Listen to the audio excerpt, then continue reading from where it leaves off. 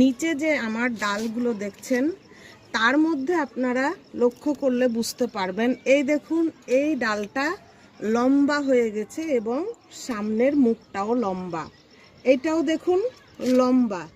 এই লম্বা ডালগুলিতে ফুল আসবে এবং ফল ধরবে। আর এই যে ডাল দেখছেন এই ডালের সামনেটা দেখুন ভোঁতা, অর্থাৎ এই ডালটা আর বড় হবে না এবং সাইজেও মোটা। তো কী করব, এই ডালটাকে এই যে কেটে দিব। এই ডালটা শুধু শুধু গাছের পুষ্টি খাবে। সেম ডাল দেখুন এই ডালেরও সামনেটা ভোঁতা, তাহলে কি করব, এই ডালটাকেও কেটে দিব।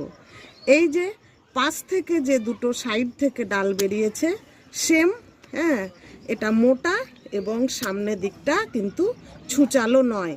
এই ছুচালো না হলে কিন্তু সেই ডালে ফুল ফল আসবে না।